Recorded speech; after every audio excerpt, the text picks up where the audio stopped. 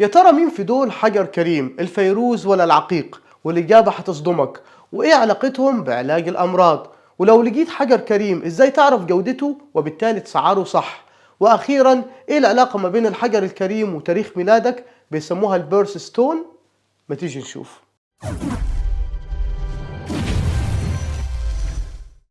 السلام عليكم مشاهدينا الكرام، والحلقة الثانية من علم تيوب عن الأحجار الكريمة، ونجاوب على السؤال الأول: هل الفيروز ولا العقيق مين فيهم حجر كريم؟ وخليني قبل ما أجاوب تعرفوا إن الفيروز موجود بكثرة في سينا، عشان كده بنقول على أرض سينا أرض الفيروز. والإجابة يا سيدي ولا واحد فيهم حجر كريم، الاتنين أحجار شبه كريمة.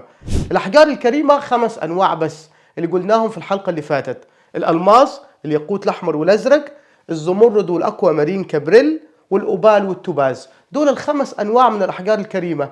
أي حجر غير كده فهو شبه كريم حتى لو كان غالي جدا. وإحنا بنعرف الحجر الكريم لما يتوافر فيه 3 حاجات: جمال الحجر وندرته وكمان الصلابة أو المتانة، بيسموها الديورابيليتي. وبذكر الصلابة أو المتانة ده يفكرنا بمقياس موهس أو مو، وده بيقيس مقاومة الحجر للحك أو القشط، وده مقياس يا سيدي من 1 ل10. رقم 1 على المقياس ده هو التلك، أكثرهم ليونة. اللي أصلب منه شوية الجبس 2/10، بعدين الحجر الجيري الكالسايت 3، الفلورايت 4، الأباتايت 5، وتكمل بقى الفلوسبار 6، الكوارتز 7، التوباز 8، الكوراندم اللي هو الياقوت 9/10، وأخيرا الماس 10/10. عشان كده يا ابو خالو الماس يعتبر من اصلب المواد اللي هو بنقول عليه الماس. وزي ما اتكلمنا عن الاحجار الكريمه الطبيعيه، ففي احجار كريمه صناعيه، ايوه بنصنعها في المعمل. هي بتبقى ارخص شويه من الاحجار الكريمه الطبيعيه، لكن مش فيك. تركيبها الكيميائي تقريبا بيبقى مطابق للاحجار الكريمه الطبيعيه، وبتتصنع بطريقتين: اما عن طريق اللهب بيسموها الفليم فيوجن، او طريقه الفلكس ميثود. الفرق بقى ما بين الحجر الكريم الطبيعي والمصنع ان الطبيعي بتلقى فيه شوايب من جوه، فقاقيع غاز، لون تاني، ده علشان يتكون في باطن الارض وعناصر تانية اتفاعلت معاه. اما الصناعي تلقاه كله شكل واحد بدون شوايب. الموضوع ده يا ابو خالو بيفكرني لما تروح تشتري سمك طبيعي وسمك مزارع. السمك الطبيعي في نفس المكان تلقى سمكة صغيرة سمكة كبيرة، كل سمكة بقى واكلها سواء كانت في نهر او بحر. السمك المزارع تحس ان انت بتشتري نفس السمكة كوبي بيست من بعض، كلهم نفس الحجم. طب نرجع تاني للأحجار الكريمة. من أغرب الحاجات اللي هتسمعها على الأحجار الكريمة بيسموها البيرث ستون، اللي هو حجرك بناء على تاريخ ميلادك. يعني مثلا لقيوا من خلال التجربة إن في ناس كتيرة حسب شهر ميلادهم بيرتاحوا لحجر معين. خلينا نشوف. اكتبوا لي في التعليقات تحت هل فعلا هترتاحوا لحجر معين من خلال شهر ميلادكم. هقول الأحجار دلوقتي. شهر يناير الحجر بتاعهم هو الجارنت. شهر فبراير حجر الجمشت أو الأماسيست. شهر مارس ليه حجرين: الأكوا مارين وحجر الدم البلاد ستون. شهر أبريل الماس، طبعا مواليد شهر أبريل هيرتاحوا الحجر الماس دي غصب عنهم. شهر مايو الزمرد. شهر يونيو اللؤلؤ وبرضه حجر القمر بيسموه المون ستون. شهر يوليو الياقوت الأحمر. شهر أغسطس الزبرجد. شهر سبتمبر الياقوت الأزرق أو الزفير. أنا مواليد شهر سبتمبر، ورغم إن أنا لا أعتقد في الحاجات دي إلا إنه فعلا الحجر المفضل ليا مع حجر التنزانيت. شهر أكتوبر الأوبال والتورمالين. شهر نوفمبر حجر التوباز والسترين بتاع الفلوس اللي اتكلمنا عنه الحلقة اللي فاتت. شهر ديسمبر هو الفيروز والزركون. في ناس بتقول لك ان حجرك بناء على تاريخ ميلادك ده للبخت والفال الحسن. الكلام ده غير مقنع، غير علمي، غير صحيح. 3 في 1. طب انا جالي حجر ازاي اعرف جودته وبالتالي سعره في السوق؟ اقول لك من خلال الفور سي، الاربعة سي: الكرات، الكلاريتي، الكلر، والكت. الكرات اللي هو القيراط، يعني وزن القيراط. كل ما الحجر كانت كثافته اكتر وحجمه صغير يعني كان تقيل، كل ما كان احسن. رقم 2 الكلاريتي او الوضوح، هل الحجر من جوه فيه كسور، فيه فقاعات غاز، وهكذا. رقم 3 الكلر اللون، وهنا بيحكموا على درجة اللون وتشبعه. اخيرا رقم 4 وهو الكت، قطع الحجر. لما بيجي لك الحجر بيتقطع علشان يظهر في شكله النهائي. تخيلوا في ناس اساتذة وصنايعية في قطع الاحجار، يعني مثلا بيقضي عمره كله يقطع في حجر الزمرد، ومن هنا يا أبو خالو قطع الحجر يأثر على جودته وبالتالي سعره النهائي. وبذكر قطع الأحجار ده يودينا لحتة معالجة الأحجار. أيوة، لما بيجي لنا الحجر بنعالجه، وفي طرق كتير نعالج بيها الأحجار، أكثرهم شيوعا هي الحرارة. بستخدمها هنا إمتى؟ لما أكون عاوز أرفع درجة اللون، أغير اللون، أو أظهر لون هو أصلا مش ظاهر. فاكرين الحلقة اللي فاتت التنزانيت الخام كان لونه أسود، لما عالجناه بالحرارة ادى اللون الأزرق الجميل ده. وممكن كمان الحرارة تشيل الشوايب.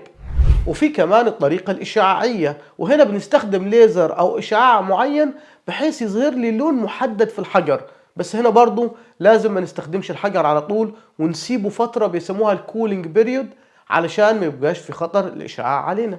وفي كمان طرق تانية كتير زي حشو الزجاج والصبغة وغيرها. تعرفوا ان القدماء المصريين اول ناس يعالجوا الاحجار الكريمة؟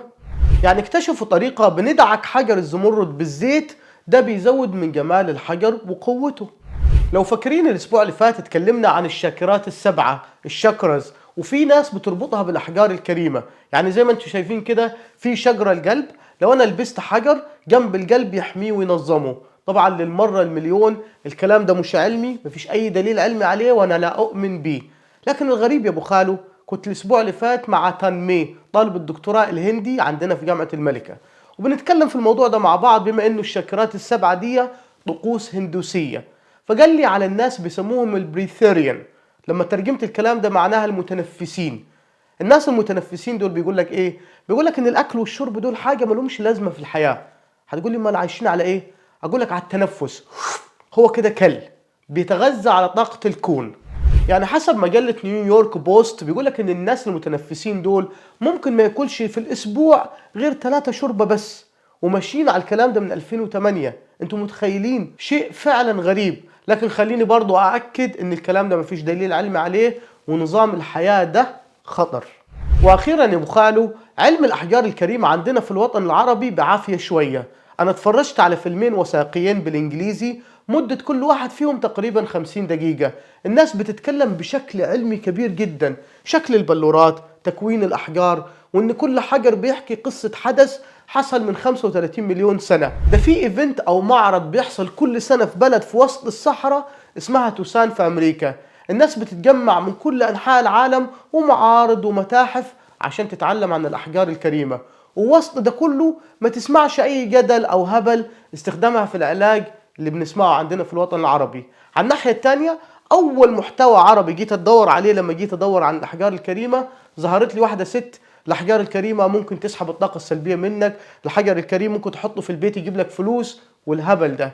للأسف الهبل والكلام ده بيزيد وحيزيد في المستقبل. عاوز تفهم ليه؟ ارجع شوف حلقة علم تيوب عن الأبراج والتنجيم. عشان كده محتاجين نتكلم بالعلم والعلم وبس. وحد يكون مثال ده يا سيدي البشمهندس أحمد الطوخي، ابن جنة مركز قفط قرية القلعة، مهندس جيولوجي وخبير في الأحجار الكريمة. وده المتحف الصغير اللي عمله في البيت عنده من الرحلات الاستكشافية اللي بيعملها مع نفسه. حب علم الأحجار الكريمة وتخصص وتفوق فيها رغم انه ما درسهاش في الجامعة.